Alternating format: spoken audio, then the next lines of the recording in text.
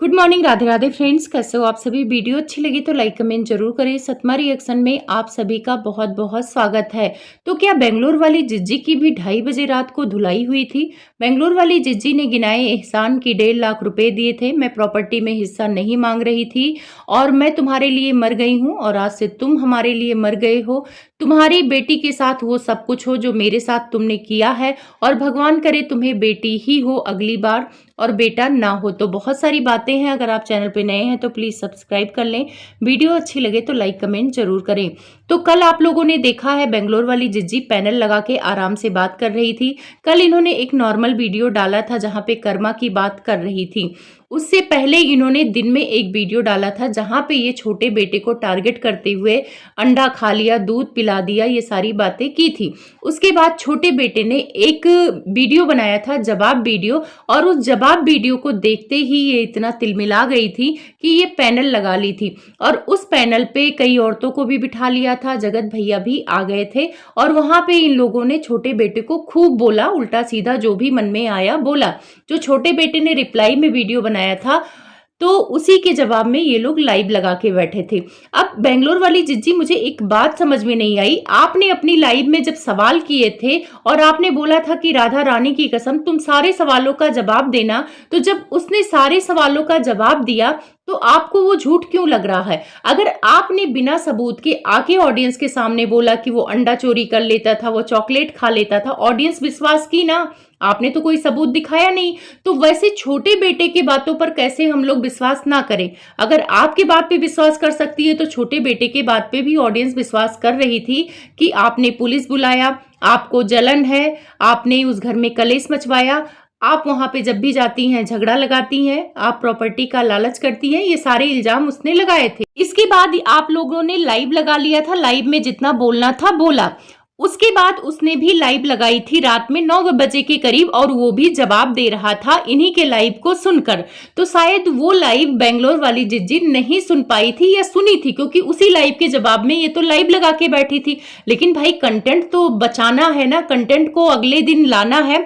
तो आज ये वीडियो लेकर आई है परसों के लाइव में। मैं सोच रही थी कि ये जो लाइव की बात कर रही हैं इनकी भी 2:30 बजे रात को धुलाई हुई है, तो इनकी तो धुलाई उसने की नहीं है, क्योंकि वो लाइव मैंने पूरी देखी है, उसमें इनका जिक्र नहीं हुआ, उसमें जगत भैया का ही जिक्र हुआ। उन्होंने जो अपने लाइव में या अपने वीडियो में इसको उल्टा सीधा बोला था वो उसी की बात का जवाब दे रहा था। अब बेंगलोर वाली जिज्जी ने जो कंटेंट उठाया है वो रात को 9 बजे जब लाइव आया था और इन्हीं के लाइव को देखकर वो लाइव आया था, ये लोग लाइव में बोल रहे थे, तो अब उस लाइव के पार्ट को उठा के बोल रहे हैं कि मेरी भाई मेरी इज्जत ले ली। पहले इन्होंने कम्युनिटी लगाया कि मुझे नंगा कर दिया यूट्यूब पे, तो जैसे नंगा शब्द बोलना बहुत गलत बात है। इन्होंने कम्युनिटी लगाया कि इनके भाई ने इनको नंगा कर दिया, इनकी इज्जत ले ली, उनके पास भी बेटी है और उसके साथ भी वैसा ही होगा। उसके बाद वीडियो लेकर आई, वैसे इनकी माँ पोती को बद्दुआ दे चुकी है, अब ये भी लेके आई है और ये भी बद्दुआ ही दे रही है। तो मुझे लगा कि ये कोई नई लाइव की बात कर रही है। फिर मैं सोच रही हूँ कि उस लाइव के बाद ये 2-3 लाइव कर चुकी है, छोटे बेटे को इतना उल्टा सीधा बुलवा चुकी है, खुद भी बोल चुकी है, फिर भी इनका मन नहीं भरा। अब बहन कार्ड खेलने आ गई, वो भी रात को 1:30 बजे ये वीडियो बनाती है। मुझे लगता है कि कल रात 1:30 बजे की ये वीडियो है, क्योंकि ये लाइव ही कर रही थी। लाइव के बाद जब ये लेटी होंगी तो सोची होंगी कल के लिए कुछ कंटेंट ढूंढते हैं, तो ये आ गई उस रात के 9 बजे वाली लाइव जो छोटा बेटा किया था, उसमें इन्होंने 4-5 पॉइंट कंटेंट ढूंढे हैं और उसी का मुद्दा बनाया है। मुझे नहीं लगता कि वो बहुत बड़ी बात उसने बोली है जितना आप लोगों ने उसे बोला है। आपने उसको नंगा किया है, नंगा करने का शुरुआत तो बेंगलोर वाली जिज्जी आपने किया। आपको भी सोचना चाहिए था कि वो भाई है, उस पर इतना हम लोग उल्टा सीधा बोल रहे हैं, पोक कर रहे हैं, तो उसको भी गुस्सा आएगा। और गुस्से में इंसान सच नहीं बोलता, गुस्से में इंसान नीचा दिखाने के लिए उल्टा सीधा बोलता है। चाहे आप हो, चाहे छोटा वाला बेटा हो, चाहे आपका बड़ा भाई हो, उसमें सच्चाई कुछ भी नहीं रहती, फिर भी इंसान बोल जाता है गुस्से में। तो वही चीज छोटे बेटे के साथ हुआ। आप ही तो वीडियो लेकर आई, आपको क्या जरूरत था कि 2 साल का आपका बेटा था तो अंडा छीन के खिला देता था। ये सारी बातें यूट्यूब पे आप लेके आई, शुरुआत आपने किया है। तो जब आप कहते ना कीचड़ किसी पे मारोगे ना तो पलट के आपकी तरफ कीचड़ ही आएगा, चाहे वो किसी रिश्ते में हो। भाई बहन का रिश्ता है तो इसका मतलब ये नहीं कि बहन कुछ भी कर देगी और भाई कुछ बोलेगा नहीं, ये नहीं है ना। तो यहाँ बहन काट खेल के कुछ नहीं मिलने वाला है। तो इन्होंने 4-5 मुद्दा उठाया उसने उस लाइव में बोला था कि ये बहुत कलेक्टर बनती है, हर बात में ये नाक घुसेड़ती हैं, मैंने मना किया था कि मत बोलो। तो ये कह रही हैं कि मैं कलेक्टर बनती हूँ, तो भगवान करे तुम अपने बच्चों को कलेक्टर बिल्कुल ही मत बनाना। और मैं कह रही हूँ कि तुम्हारी बेटी को भी मेरे भाई जैसा एक भाई मिले, और जो दुर्दशा मेरी हो रही है तुम्हारी बेटी की भी हो, तब तुम्हें समझ में आएगा। और मैं तो चाहती हूँ कि तुम्हारे लड़की के बाद कहीं लड़की ही ना हो, मतलब लड़की पे लड़की होने लग जाए, बेटा हो ही ना। उसके बाद ये कहती हैं कि छोटा बेटा मुझे इल्जाम लगा रहा है कि मैं रिश्तेदारों को मना कर दी हूँ, रिश्तेदारों से बात नहीं करने के लिए बोली हूँ फोन करके। तो बेंगलोर वाली चीज़, इसको वीडियो में बनाने की क्या बात थी? इसको तो आपने लाइव में बोला, इसको तो आपने अपने बड़े भाई से भी कहलवाया, उन्होंने भी उल्टा सीधा बोला इसको, इस टॉपिक को लेकर। तो जो टॉपिक आप वीडियो में बोल रही हैं, ये टॉपिक तो आप लाइव में बोल चुकी हैं, तो यहाँ पे कौन सा बहन कार्ड खेलना है? अगर ये 4-5 टॉपिक जो आप लेके आई हैं, ये अगर आप लाइव में नहीं बोली होती, तब तो मैं मानती कि चलो वीडियो में आप बोल रही हैं, आपको अभी पता चला, आप झूठ बोल रही हैं, आपको तो उसी दिन पता चल गया था ये सारी बातें, और आप लाइव कर रही थी। खैर, वीडियो बनाना था तो भाई वीडियो में कुछ तो पॉइंट उठाती ही। फिर कह रही हैं कि मेरा भाई बोलता है कि मेरे पापा मेरी पत्नी को ज्यादा प्यार करते हैं, तो इसी वजह से मेरी बहन को जलन होती है। तो वो कहती हैं मुझे क्यों जलन होगी, उतना ही प्यार मेरे पापा बड़ी बहू को भी करते हैं, सबको करते हैं, मेरे पापा बहुत अच्छे हैं, तो इस बात का मुझे क्यों चिढ़ होगा। तो बेंगलोर वाली जिज्जी, प्यार का तो मुझे नहीं पता कि आपका अपनी भाभी से चिढ़ है कि नहीं चिढ़ है, लेकिन हाँ, जब आपकी मुंह बोली बहन थी अड़े बाबा, तब आपको चिढ़ होती थी, और आपने उसी चिढ़ की वजह से बहुत सारी ऐसी वीडियो बनाई। उस टाइम पे भी कंट्रोवर्सी में आप ही कूदी थी और रिश्ता खराब करवाया था। कहीं ना कहीं आपके बातचीत से लग रहा था कि आपको प्रॉब्लम हो रहा है कि कल को दूसरी बहन बन के बैठी है, और मेरे मम्मी पापा चाहे वीडियो के लिए ही थोड़ा बहुत तो दिखावा करेंगे, तो वो चीजें भी आपको अच्छी नहीं लगती थी। तो ये चीजें हैं, और ये आप अपने मुंह से कबूली हैं कि अड़े बाबा को लेकर, कि अड़े बाबा फंक्शन में जा रही थी वेडिंग एनिवर्सरी में, जगत भाभी का जो मनाया गया था कंट्रोवर्सी के बाद, तो आप इसीलिए नहीं गई क्योंकि वो जा रही थी, उनको इंपॉर्टेंस मिल रहा था, तो आपको गुस्सा आया था। ये बात जब इंटरनेशनल जीजा का कंट्रोवर्सी चल रहा था, तब आपने पैनल पे बोला है, तो आप भूल जाती हैं, आपको चिढ़ होती है। ये बात आपने खुद एडमिट की है कि आपको गुस्सा था कि वो क्यों जा रही है, तो इसी वजह से आप वहां पर नहीं गई। उसके बाद बेंगलोर वाली जिज्जी कहती हैं कि अगर मुझे जलन होती तो मैं 1.5 लाख रुपया जब ये प्लाट खरीद रहा था तो मैं इसको नहीं देती।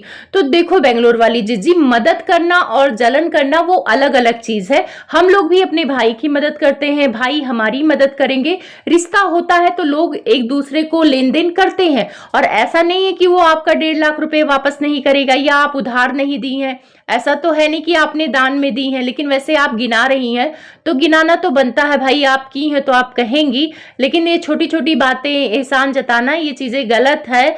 और छोटे वाले बेटे का जब वो डायमंड वाली जो बात बोला है जो आपको बुरी लगी, उसने डायमंड वाली बात तब बोली थी जब आपने बोला कि वो तो इतना गिरा है कि चॉकलेट छीन के खा जाता है। तो उसके कहने का मतलब ये था कि भाई मैं चॉकलेट का लालची नहीं हूं, मैं अपने भांजा भांजी से प्यार करता हूं, उनके लिए चॉकलेट क्या, मैं डायमंड ईयरिंग तक दे सकता हूं, वो ये बोला था। प्रॉब्लम ये है बेंगलोर वाली कि वो सेंटेंस पूरा करके नहीं बोलता है, तो आप लोग उसके मतलब को बेमतलब में ले जाएं तो वो अलग बात है। तो ये कह रही है कि 2-3 दिन में उसका डायमंड ईयरिंग्स वापस कर दे। बेटे ने बोला था कि यूट्यूब पे ये फ्लॉप है, इनके कम व्यूज आते हैं, तो कंटेंट का मारा मारी इनको है, ये बीच में कूदती हैं। तो ये बात शायद बेंगलोर वाली को बहुत बुरा लगा। उन्होंने कहा कि अच्छा ठीक है, मैं फ्लॉप हूं, मैं यूट्यूब को तो सीरियस नहीं लेती हूं, लेकिन सबसे ज्यादा कंटेंट के भूखे तुम हो। तुमने मेरे गृह प्रवेश में, तुमने मेरे बच्चे होने पे, नामकरण की पूजा में सबसे पहले वीडियो डाला है। अब ये मत कहना कि वो तुम्हारा चैनल नहीं था और तुम ही उस वीडियो डालते थे, डालने का काम तुम्हारा होता था। तो हाँ, उसका चैनल था और उसमें आपकी मम्मी भी काम करती थी और उस पैसों की मालकिन आपकी मम्मी थी। तो बेंगलोर वाली जिजी, इतना अफसोस करके कोई फायदा नहीं है। अब तो वो कंटेंट चला गया और उसने वो कंटेंट डाल दिया और उसके पैसे आपकी मम्मी ने खर्च भी कर डाले होंगे।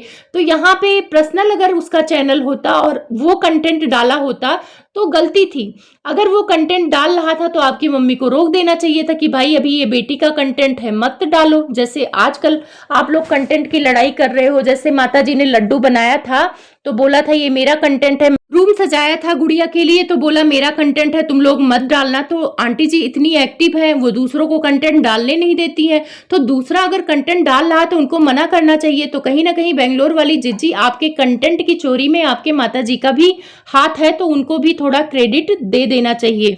बेंगलोर वाली कहती है कि ये बोलता था जगत भैया को कि उससे आगे मैं निकल के जाऊंगा, उससे कुचल के मैं यूट्यूब पे फेमस होऊंगा। तो तुम वही कर रहे हो, उनको कुचल के आगे बढ़ रहे हो और एक दिन तुम भी फ्लॉप होगे और तुम्हें भी कोई नहीं पूछेगा, बेंगलोर वाली जिज्जी ने बोला है। तो देखो कंटेंट की लड़ाई आपके घर में बेंगलोर वाली जिज्जी है, और फ्लॉप कौन होगा कौन नहीं होगा ये तो लक के ऊपर है, क्योंकि यूट्यूब परमानेंट की बात नहीं है कि परमानेंट आपका छोटा भाई भी फेमस रहेगा या परमानेंट बड़ा भाई भी फेमस रहेगा। आप लोग तो कंट्रोवर्सी कर करके यूट्यूब पर जिंदा हो, तो यहाँ पे मैं ना तो किसी को फ्लॉप बोल सकती हूँ ना को किसी को फेमस बोल सकती हूँ। आप भी जब कंट्रोवर्सी में कूदती हैं तो आपके भी व्यूज आते हैं, और आपके सगे संबंधी जितने भाई बंधु उनके भी व्यूज आते हैं। तो ये सारी चीजें कंट्रोवर्सी पर डिपेंड है। बेंगलोर वाली कहती है कि इसके अंदर बचपन से ही नफरत रही मेरे प्रति और वो मैं समझ नहीं पाई, अब समझ में आ रहा है ये नफरत मुझे करता है।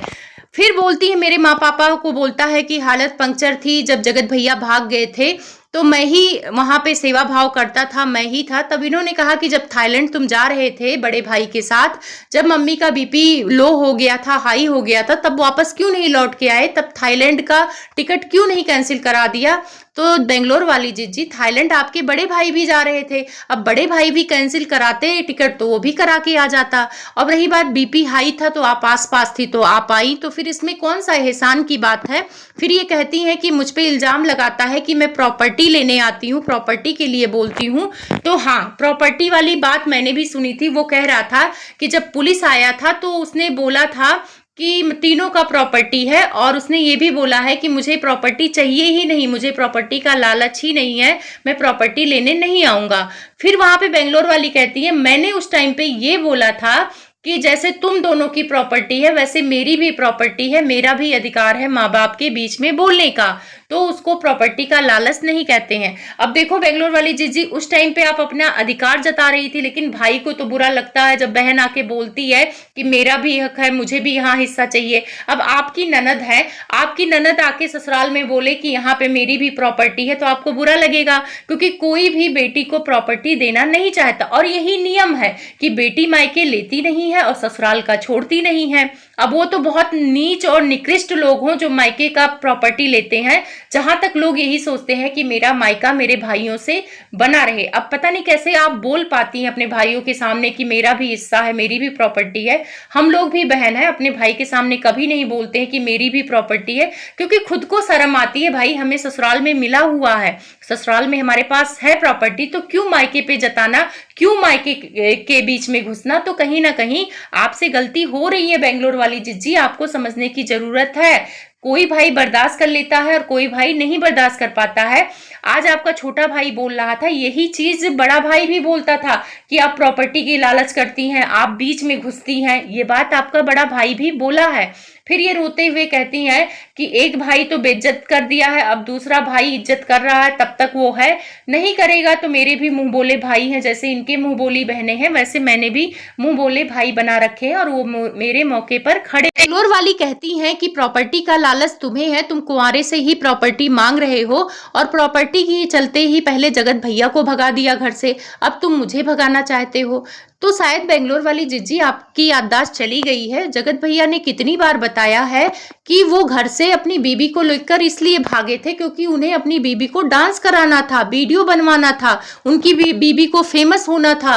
वो तो बेचारे टीचर थे, टीचर होके अपनी बीबी के जोरू के इतने गुलाम थे कि अपने माँ बाप को न चुन के अपनी बीबी को चुन लिया था। तो छोटे बेटे ने नहीं भगाया था, खुद भागा था। और रही बात माँ बाप की हालत पंक्चर की जो उसने बोला है, तो सच में आपके मम्मी पापा की हालत खराब थी। आंटी अंकल की अगर पुरानी वीडियो देखें तो आपके बड़े भाई ने उन्हें काफी सताया था, काफी परेशान किया था, और उस टाइम छोटा वाला ही साथ दे रहा था। और अंकल ने कितनी बार तारीफ की है छोटे वाले के, और आंटी ने भी तारीफ की है, तो आप ये नहीं कह सकती हैं कि उसने साथ नहीं दिया है। उसके बाद ये कहती हैं कि अब तुम मेरे सामने मत आना, तुम्हारे लिए मैं मर गई और तुम मेरे लिए मर गए हो। और राधा रानी को देखकर ये कहना कि तुमने जो मेरी इज्जत ली है वो तुम्हारी बेटी के साथ भी होगा, कल को तुम्हारी बेटी भी बड़ी होगी तो भगवान करे उसके साथ भी हो जो मेरे साथ हो रहा। उसके बाद बेंगलोर वाली कहती है कि इसको लड़कियों से बड़ा चिढ़ है, इसकी खुद की बेटी हो गई है तो ये चिढ़ गया है, इसी वजह से ये सब कुछ कर रहा है। ये बोलता था कि इस खानदान को मैं वारिस दे रहा हूं और जब लड़की हो गई तो इसीलिए इसका मुंह बन गया है। तो अगर वो वारिस की बात करता है बेंगलोर वाली जिज्जी, तो जब पहला बच्चा होने वाला होता ना तो सब कोई कहता कि इस खानदान का वारिस आएगा। तो जरूरी नहीं है कि बेटा ही वारिस बने, बेटियां ही वारिस बनती हैं, ऐसा नहीं है। जिसके बेटा नहीं है वो अपनी बेटियों को प्रॉपर्टी नहीं देते हैं, तो वो बेटियों को भी देते हैं, और जिसके बेटा है उसको बेटे को देते हैं। तो बेटा बेटी में फर्क क्यों करना भाई? और आप लोग क्या साबित करना चाहते हो कि उसकी बेटी हो गई है तो वो पागल हो गया है, वो ये सारी चीजें कर रहा है, कंटेंट के लिए कर रहा है? तो कंटेंट की लड़ाई आप लोगों ने किया है बेंगलोर वाली जिज्जी, और जो कह रही हैं कि आपकी इज्जत ले लिया है, तो आपने अपनी इज्जत खुद लुटाई है। आपको बीच में नहीं पड़ना चाहिए था, समझदारी का काम दिखाना चाहिए था, लेकिन कूदना है आपको। तो फिर जब कूदोगे तो सामने से उल्टा सीधा बोला जाएगा, फिर यहाँ पे बहन कार्ड खेलना है तो खेलो। मैं मिलूंगी आप सबसे एक नई वीडियो के साथ, तब तक आप सभी को बहुत सारा प्यार दुलार।